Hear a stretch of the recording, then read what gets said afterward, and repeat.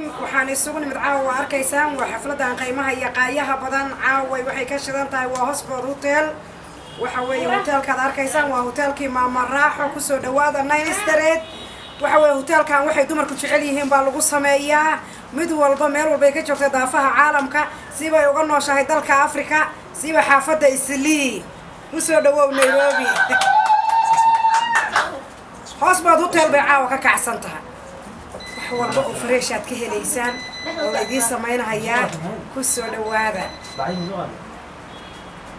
بسين كيالي فقورة حين كان بلا حين يا وردها يا سين كما حين تضل أقول بالله أبوان عند عليا سهل كيسي بقى إزقال إيه وريد لما ضحويك يا مرة حبان ملا أبو عشاء أبوان كأفريكا هاتو خونا يلا أبو دمائل مركنا مانا يلا حلاس كايه قدرا قلب ويكيو قيداي ما غرشان قبي وحنا يا كنتي كان كفورا هيا قبل كهيرانا يا حلو ديغا جوجل مدحدا هيرشبيك لا ما ويغم اودايغ قال جعل مدح ويكيو قسي حلو وريد لا اسلكي سيبا صوت كاسيغنايا markaanu mireegaya waeegina la kala maqnayn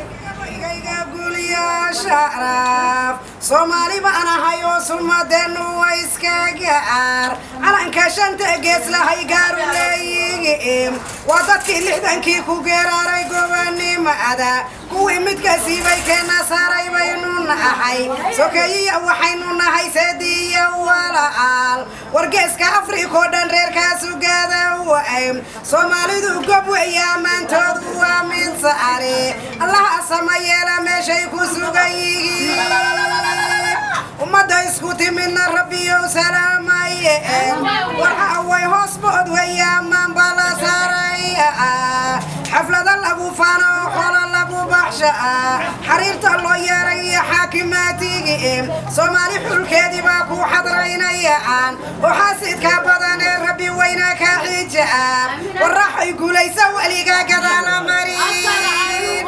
waxaan ku soo gooyay gabaygayga guuliyaasha arab waxaan ku soo gooyay gabaygayga guuliyaasha arab Soomaali gibilkeeda gabay wayga mudayigeen goban kala gaabsan iyo geesiyaynu nahay wargeeska Afrika dhan reerkaas u gaada wayn fardaha iyo geela farac bay u leeyeen badweynta Hindiya hagaageeda nimanka daaga haliyada taliya iyo mahuranadii cusla Soomaali madaxdeedii bay Sooriyadan ka timid Allah sameeyay meeshay ku sugayihiin